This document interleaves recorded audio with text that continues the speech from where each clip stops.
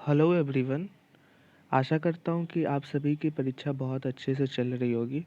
अभी जो मैंने इस नया सीरीज को लाया जिसमें टॉप 10 क्वेश्चन है, तो मैं पहले ही आपको एक चीज़ स्पष्ट करूँ कि इस टॉप 10 क्वेश्चन में मैं बिल्कुल भी प्रीवियस ईयर क्वेश्चंस या किसी कोचिंग का नहीं उठा रहा हूँ, बल्कि सिर्फ उन्हीं क्वेश्चंस को इसमें शामिल कर रहा हूँ जो को पैटर्न है एग्ज़ाम का, जो हर वर्ष जहाँ से प्रश्न आते हैं। और कहीं न कहीं आप जब एग्ज़ाम देने जाओगे तो आप ज़रूर, ये 10 क्वेश्चन हैं, लेकिन इस 10 से 1 से 2 क्वेश्चन आपको ज़रूर मिलेंगे, वो डायरेक्टली मिले या इनडायरेक्टली। तो मैं पहले ही स्पष्ट करूँगा कि बिल्कुल भी उस प्रकार का प्रश्न ना समझें कि सिर्फ व्यू बढ़ाना है या वीडियो लाना है, बल्कि मैंने इसलिए सिर्फ 10 क्वेश्चंस इसमें रखा है कि आपको कम समय में 10 से 15 मिनट में कुछ अच्छे नॉलेज मिल पाए, कुछ अच्छी इन्फॉर्मेशन मिल पाए, जिससे आपका समय भी बचत हो और आप कुछ नई चीज़ें भी सीख पाएँ। तो बिना किसी देरी किए हम इसकी शुरुआत करते हैं। तो हमारा पहला क्वेश्चन है, एनसीएफ से संबंधित हमारा प्रश्न है कि राष्ट्रीय पाठ्यचर्या रूपरेखा 2005 के अनुसार कक्षा में गणित अधिगम की वृद्धि के लिए निम्न में से कौन सा सबसे कम प्रभावी है। तो पहला तो हमारे पास क्वेश्चन का पैटर्न है कि किससे पूछ रहा है, तो एनसीएफ 2005 से पूछ रहा है। ठीक है। दूसरा इसमें क्या पूछ रहा है, तो गणित अधिगम की वृद्धि के लिए। ठीक। और ये तीसरा इसमें क्या है कि सबसे कम प्रभावी। अगर आप इस तरीके से क्वेश्चंस को अंडरलाइन करके बनाते हो तो आपको एक बेसिक आइडिया लग जाता है कि एक्चुअल में क्वेश्चन का डिमांड क्या है। नहीं तो बहुत से बच्चे क्या करते हैं, बहुत से मेरे मित्र भी क्या गलती करते हैं उनको नॉलेज होने के बावजूद भी, कि वो चीज़ों को जानते हुए भी वो क्या करते हैं कि वो डायरेक्टली क्वेश्चंस बनाने लगते हैं, जिसके कारण क्या होता है कि वो ऑप्शन को एलिमिनेट नहीं कर पाते और इससे गलत होने की चांसेस ज़्यादा बढ़ जाती है। तो मैं आपसे अनुरोध करूँगा कि आप चीज़ों को ऐसे करके हाईलाइट करके सॉल्व करें। ठीक है। अब इसके ऑप्शन देख लेते हैं। पहला है अवधारणाओं को वास्तविक जीवन की परिस्थितियों से जोड़ना। ठीक है। दूसरा है निरंतर परीक्षाएं देना। तीसरा है गणितीय खेल और पहेलियों का उपयोग करना। चौथा है अधिगमकर्ता में प्रतिस्पर्धा का सृजन करना। ठीक है। तो पहला देख लो, अब जो अवधारणाओं का जो वास्तविक जीवन की परिस्थितियों से जोड़ना है, तो आपने जब एनसीएफ का जो फॉर्म पढ़ा होगा तो उसमें क्या दिया हुआ कि अवधारणा जो कॉन्सेप्ट जो बनाना है बच्चों में वो रियल लाइफ से, जैसे आपको एग्जाम्पल देना है। अगर आप पढ़ा रहे हो पर्यावरण अधिगम, तो आपको इस बात का ज़रूर ध्यान होना चाहिए कि मैं पर्यावरण अध्ययन को कैसे प्राकृतिक चीज़ों की मौजूदगी में, जैसे वृक्ष, जैसे आसपास आपने हाइड्रोपोनिक प्लांट लगा लिया, या आपने क्या क्या कहीं बगीचा लेकर वहाँ उनको भ्रमण के लिए ले गया, तो इस तरीके से आपने क्या किया, वो रियल लाइफ से एग्जाम्पल को कनेक्ट किया, रियल लाइफ से आपने सिलेबस को कनेक्ट किया। ठीक है। तो क्या ये सही है या नहीं है। तो प्रश्न में क्या था कि कम प्रभावी, तो ये प्रभावी तरीका है, तो ये सही है। ठीक है। दूसरा है निरंतर परीक्षाएं देना। देखो एनसीएफ 2005 में निरंतर परीक्षाएं देना नहीं, बल्कि जो वो उनको प्रतिस्पर्धात्मक चीज़ें जो होती हैं उसको रेखांकित करना है कि कहाँ बच्चे कमज़ोर पड़ रहे हैं, कहाँ उन्हें और ज़्यादा पकड़ की मजबूत है, और उन्हें ज़्यादा से ज़्यादा स्वयं की क्रियाओं पे बल दिया गया है, स्वयं की जो कृत हैं उन पे बल दिया गया है। ठीक है। तो निरंतर परीक्षाएं देना ये कम प्रभावी है, तो ये गलत है। दूसरा है गणितीय खेल और पहेलियों का उपयोग करना। आपने पढ़ा है कि गणितीय खेल या पहेलियों का उपयोग करने से क्या होता है कि बच्चों में जिज्ञासा उत्पन्न होती है, बच्चों में रचनात्मकता में वृद्धि होती है, कहानियाँ सुनाना, ये सब क्या है कि बच्चों को आकर्षित करना, कक्षा के प्रति आकर्षित करना, निरंतर वे में स्कूल में आने के लिए जिज्ञासा करना, तो ये सब चीज़ें हैं। तो ये एनसीएफ 2005 में प्रभावी तरीका माना गया। चौथा है अधिगमकर्ता में प्रतिस्पर्धा का सृजन। आपने देखा है कि सहयोग की बात की गई है एनसीएफ 2005 में, ना कि कॉम्पिटिटिव। अगर कॉम्पिटिटिव भावना आएगी तो कहीं ना कहीं बच्चे असहज महसूस करेंगे, और वो शुरुआती फेज़ में ही प्राथमिक या मिडिल स्कूल में ही कहीं ना कहीं उनमें ये अवधारणा विकसित हो सकती है कि वो हमसे आगे निकल गए, जिससे उनका मनोबल टूटने की जो संभावना है वो ज़्यादा हो जाती है। ठीक है। तो प्रतिस्पर्धा का सृजन नहीं, बल्कि सहयोगात्मक का सृजन की बात एनसीएफ 2005 में है, तो ये गलत हो जाएगा। तो अब हम देखते हैं कि हमारे पास कौन कौन से एक 2 नंबर कम प्रभावी है और एक 4 नंबर कम प्रभावी है। ठीक है, तो ऑप्शन में पहला ऑप्शन है पहला और तीसरा, तो पहला और तीसरा तो प्रभावी है, तो ये नहीं होगा। दूसरा चौथा, अभी हमने देखा दूसरा चौथा ऑप्शन, तो हमारा उत्तर इसका हो जाएगा दूसरा और चौथा। अगला जो इम्पोर्टेंट प्रश्न है वो है, आप एक ऐसे विद्यार्थी की आवश्यकताओं को कैसे पूरा करेंगे जिससे आपकी कक्षा में गणितीय दुश्चिंता है। गणितीय दुश्चिंता का अर्थ होता है कि उसके बारे में गलत अवधारणा, उसके बारे में गलत व्याख्या उसके समझ में आना, उसको कॉन्सेप्ट समझने में परेशानी उत्पन्न होना। तो प्रश्न में क्या क्या पूछ रहा है, पहला तो पूछ रहा है कि आवश्यकताओं को कैसे पूरा करेंगे। ठीक है, जिसमें कक्षा में गणितीय दुश्चिंता है, माने किसी विद्यार्थी के बारे में पूछ रहा है कि उसकी जो बेसिक नीड है, जो उसकी आवश्यकता है, उसको कैसे जो गणितीय दुश्चिंता है उसके बारे में प्रश्न की डिमांड है। तो हम लोग ऑप्शन देखते हैं। पहला ऑप्शन है, उसे उच्च उपलब्धि प्राप्त करने वालों के साथ बैठाएंगे। दूसरा है पाठ्यचर्या के बाहर शिक्षण करेंगे।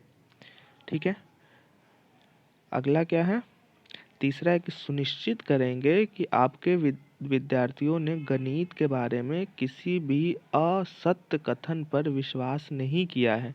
या चौथा, उसको सजा देंगे।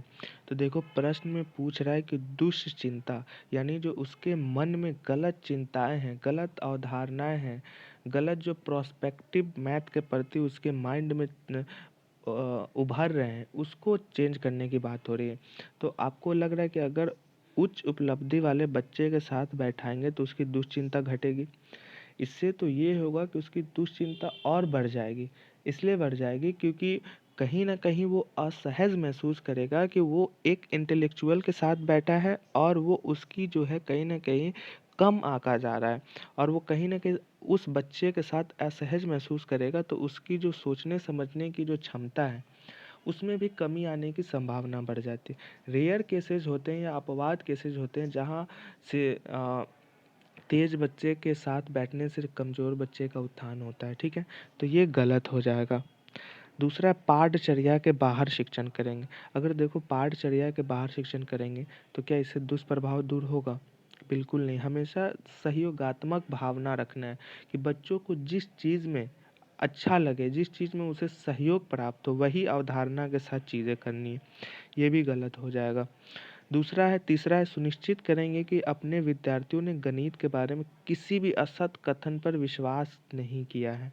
यानी जो गलत चीज़ें जो उसे बताई जा रही है विद्यार्थियों को, तो उसके बारे में एज अ टीचर हमें इस बात को ध्यान रखना है कि जो गलत अवधारणाएं बनाई जा रही है उस पे वो विश्वास ना करे, और उसके प्रति हमारा जो अप्रोच हो, हमारा जो दृष्टिकोण हो, वो कहीं ना कहीं बदलने का प्रयास हो। और उसके लिए हमें क्या करना होगा, सहयोग करना होगा, उसे समय देना पड़ेगा, उसकी जो मन मुताबिक के चीज़ें हैं उसके अकॉर्डिंग हमें पाठ्यक्रम को बनाना होगा। ठीक है, उसको सज़ा देंगे, अगर सज़ा देंगे तो क्या ये हमारा वो दुश्चिंता दूर होगा? बिल्कुल नहीं। तो इसलिए हमारा उत्तर हो जाएगा सी। अगला प्रश्न देखते हैं, निम्न में से कौन सा एक पर्यावरण अध्ययन के संबंध में सच नहीं है? अब यहाँ पे देखो सच नहीं है, हमेशा देखना सच है सच नहीं है, इन सब वर्ड को आप ज़रूर देखना, नहीं तो 4-5 नंबर ऐसे ही फ्री में चले जाते हैं। क्योंकि आपने क्वेश्चन पढ़ा, आपने नहीं है नहीं देखा और आपने सच है समझकर क्वेश्चन को मार दिया। ठीक है, तो क्या पूछा, पर्यावरण इन्वायरमेंटल स्टडी का जो रिलेशन है उसके बारे में पूछ रहा है। पहला ऑप्शन है, पर्यावरण अध्ययन बच्चों को अपने परिवेश में खोजने का अवसर देता है। यानी जो उसके आसपास की चीज़ें हैं उसे में वो रिसर्चर बनाता है कि आप देखो कि पर्यावरण की क्या परिभाषा है, पर्यावरण की क्या आवश्यकता है, उसका क्या महत्व है। ठीक है, दूसरा है, पर्यावरण अध्ययन वर्णनों और परिभाषाओं पर बल देता है। तीसरा है, पर्यावरण अध्ययन की प्रकृति एकीकृत है। और चौथा है, पर्यावरण अध्ययन बाल केंद्रित अध्ययन है। देखो पर्यावरण जो अध्ययन है तो वो बेसिकली क्या होता है कि जो पर्यावरण के संबंध सच नहीं है पूछ रहा है, तो ये तो होगा ही। पहला परिवेश और खोजने का अवसर देता है, ठीक है। पर्यावरण अध्ययन वर्णनों और परिभाषाओं पर बल देता है। देखो, वर्णन और परिभाषाओं पर बल नहीं देता, इसलिए कि वर्णन और परिभाषाओं नहीं, बल्कि वो प्राकृतिक जीवन, स्वाभाविक जीवन के साथ कनेक्टिविटी। एनसीएफ 2005 में भी यही दिया हुआ कि आपको जो चीज़ें आप पढ़ा रहे हो, जो नेचर या इन्वायरमेंट के बारे में पढ़ा रहे हो, उसे आप क्लास के बाहर की चीज़ों से जोड़ो। तो ये क्या है, परिभाषाओं पर बल देता है, तो ये सच नहीं है। पर्यावरण अध्ययन की प्रकृति एकीकृत है, बिल्कुल है। बाल केंद्रित अध्ययन है, तभी तो 2 से 5 के बच्चों के लिए ही सिर्फ ईवीएस मैंडेटरी किया गया है। अगला इम्पोर्टेंट प्रश्न देख लेते हैं। पर्यावरण अध्ययन में संकल्पनाओं और मुद्दों को विज्ञान और सामाजिक विज्ञान के विषय में रखा गया, ठीक है। क्यों क्यों रखा गया, यहाँ पे पूछ रहा है। तो आपने पढ़ा क्यों है, क्योंकि उसके बारे में बच्चों को जिज्ञासा उत्पन्न हो। पर्यावरण से संबंधित जो महत्व है, अवधारणाएं हैं, जो रचनाएं हैं, जो उसकी आज की डेट में ज़रूरत है, इसी के लिए रखा गया था ना, उसको बेसिक अंडरस्टैंडिंग हो, ठीक है। पहला है, ये शिक्षण अधिगम की एक अच्छी युक्ति है। यह पाठ्यक्रम के भार को कम करने के लिए है। सीबीएसई के द्वारा पर्यावरण अध्ययन के पाठ्यक्रम को इसी प्रकार से संबंधित किए गए हैं। इसे आयु वर्ग के बच्चे अपने परिवेश का समग्र रूप में देखते हैं। देखो, तो पहला जो ऑप्शन है एक अधिगम युक्ति है, यानी सीखने की एक परिभाषा है। तो ठीक है, सीखने की एक परिभाषा हो सकती नॉर्मल सा। भार को कम करती, भार को कम तो बैक वगैरह को कम करने के लिए है ना, तो ये तो होगा नहीं। सीबीएसई के द्वारा इसी प्रकार से संबंधित किया गया, ये भी ऑप्शन कहीं से नहीं मिल रहा। डी है, इस आयु वर्ग के बच्चे अपने परिवेश को समग्र रूप में देखते हैं। आपको पता है कि जो प्राइमरी स्कूल तक के बच्चे होते हैं वो कहीं ना कहीं अपने समाज, अपने पीयर ग्रुप्स, अपने परिवार, अपने आस पड़ोस के लोगों के साथ रहते हैं, और उन चीज़ों में कभी उन्हें ले जाया जाता है पार्क में, बगीचा में। तो ये क्या है, वो चीज़ों को अगर पढ़ेंगे तो कहीं ना कहीं महसूस करेंगे कि ये गुलाब का फूल है, ये पीपल का पेड़ है कि नहीं। इस प्रकार से चीज़ों को करने के लिए किया गया है। तो इसका जो मेन है वो क्या है, समग्र रूप से देखते हैं, तो इसका उत्तर हो जाएगा डी। अगला जो इम्पोर्टेंट है वो है, निम्न में से कौन सा वर्तमान पर्यावरण अध्ययन के 6 मुख्य थीमों में से एक नहीं है। पहला है, हम चीज़ें कैसे बनाते हैं, बिल्कुल है। काम और खेल नहीं है, आपको पता है, भोजन, आवास, फूड, शेल्टर, हम चीज़ें कैसे बनाते हैं। पानी, आवास, यात्रा, तो ये सब चीज़ें जो है ये पर्यावरण के 6 मुख्य थीम है। तो दूसरा इसका काम और खेल नहीं है। अगला प्रश्न देख लेते हैं, वो है, एक शिक्षक प्रत्येक बच्चे को अपने घरों की रद्दी सामग्री से कुछ उपयोगी वस्तु बनाने को कहते हैं। शिक्षक का शैक्षिक अभिप्राय नहीं है, फिर यहाँ पूछ रहा है नहीं है, ठीक है। तो पहला क्या है कि कोई रद्दी सा सामग्री जो उसके घर में हो सकता है, जैसे कॉपी, किताब, कलम, या कुछ भी, ठीक है। तो उसको उपयोगी बनाने के लिए, जैसे होता है कि आप देखते हो कि घर में अगर बोतल, हम पानी जो पीते हैं तो उसके बाद, पीने के बाद उसे कट करके हम उसको कहीं ना कहीं फ्लावर पॉट का रूप दे देते हैं, कहीं ना कहीं हम कलम रखने वाला बना देते हैं। तो इस प्रकार से चीज़ें करते हैं। तो इसमें क्या पूछ रहा है, अभिप्राय नहीं है। पहला ऑप्शन है, बच्चों को पुनः चक्रण, पुनः प्रयोग और रूपांतरण को समझने देना। तो बिल्कुल उसका कैसे प्रयोग पुनः कर सकते हैं, तो ये तो सही ऑप्शन है, पॉजिटिव। दूसरा है, कूड़े से बनी श्रेष्ठ वस्तुओं की प्रदर्शनी आयोजित करना। हाँ, हो सकता है। अगर वो रद्दी चीज़ों को ला रहा है तो कहीं ना कहीं हो सकता है कि उसे एक प्रतियोगिता के माध्यम से संदर्भित किया जाए। आप बहुत से पार्कों में देखते होंगे कि जो स्टील वगैरह या एल्युमिनियम वगैरह के जो प्रोडक्ट होते हैं या जो यूजलेस हो जाते हैं कुछ समय के बाद, तो उन्हें पॉलिश करके मूर्तिकार बनाया जाता है या कोई रूप दिया जाता है। तो ये भी सही है। तीसरा है, कक्षा में श्रेष्ठ विद्यार्थियों के बारे में निर्णय करना। देखो, श्रेष्ठ विद्यार्थियों के बारे में निर्णय करना मूल्यांकन के आधार पे हो सकता है, आकलन के आधार पे, किसका क्या परफॉर्मेंस है, ग्रेड के आधार पे। बट यहाँ पे क्या बात हो रही है, घर की रद्दी सामग्री के बारे में। तो ये अभिप्राय नहीं है। बच्चों में सृजनशीलता का विकास होगा, बिल्कुल, वो कहीं ना कहीं आकर्षित होंगे। नई खोज, सृजन का मतलब मैंने लास्ट वीडियो में बताया था कि सृजन का मतलब नई चीज़ बनाना, खोज करना, किसी चीज़ को प्रभावी रूप देना। तो ये सब सृजन का बेसिक सा अर्थ है, तो ये भी होगा। अगला इम्पोर्टेंट है, पशुओं की त्वचा पर विविध पैटर्न, यानी जो पशुओं की त्वचा पर जो डिज़ाइन बनाते हैं उसका क्या तात्पर्य है। पहला है, उसकी त्वचा पर बालों के कारण होते, सॉरी विविध पैटर्न यानी क्या होता है। जैसे आप देखते हो कि बकरी पे कभी कभी आप लंबे लंबे दाग, या जेबरा पे आप देख लो, या आप जिराफ पे देख लो, ठीक है। उस जलवायु के कारण होते हैं जिसमें वो रहते हैं। उनकी शारीरिक शक्ति को इंगित करता है। परावर्ती प्रकाश के कारण, बिल्कुल नहीं, पहला होगा उनकी त्वचा पर बालों के कारण जो उनके स्ट्रक्चर बने होते हैं। आप अगर अलजेब्रा के खाल को हटाएंगे तो बॉडी का स्ट्रक्चर तो सेम होगा, ठीक है, लेकिन जो ऊपरी जो डिज़ाइन जो बनी रहती है अलग अलग त्वचा पे, तो कहीं ना कहीं बालों के कारण होता है। तो इसका उत्तर ए हो जाएगा। अगला इम्पोर्टेंट है, वो है घटपर्णी पौधा। अब ज़्यादा नहीं, 2 प्रश्न और है, 2-3।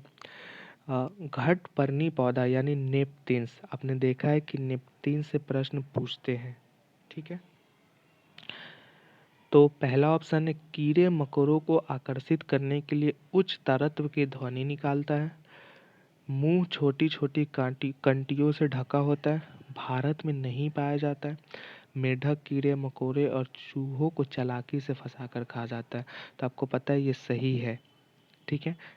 अब बाकी सब गलत है क्योंकि भारत में ये पाया जाता है, ठीक है। अगला इम्पोर्टेंट प्रश्न देख लेते हैं। ये है भाषा कौशल, यानी लैंग्वेज स्किल के बारे में पूछ रहा है कि कौन कथन सही है। कौन कथन सही है। पहला है, सुनना, बोलना, पढ़ना, लिखना को एक क्रम से सीखे जाते हैं, यानी पहले सुनते हैं, फिर बोलते हैं, फिर पढ़ते हैं, फिर लिखते हैं। दूसरा है, सुनना और पढ़ना निष्क्रिय कौशल है। तीसरा है, पढ़ना और लिखना कौशल में कोई संबंध नहीं है।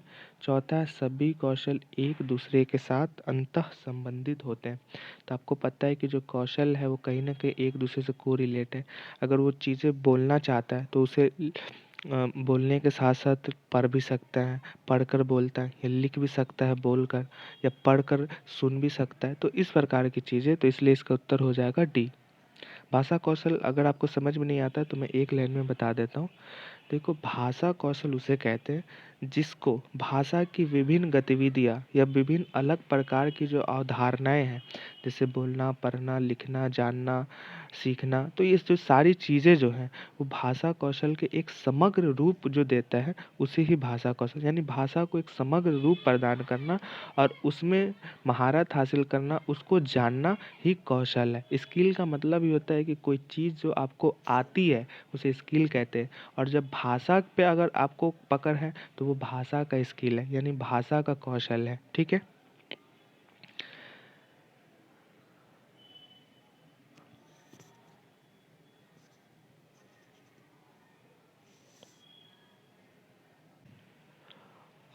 सॉरी सॉरी ना, इसका जो उत्तर होगा, भाषा कौशल क्या कहीं ना कहीं सीखना वगैरह है ना, तो इसलिए इसका उत्तर ए ही होगा, ठीक है।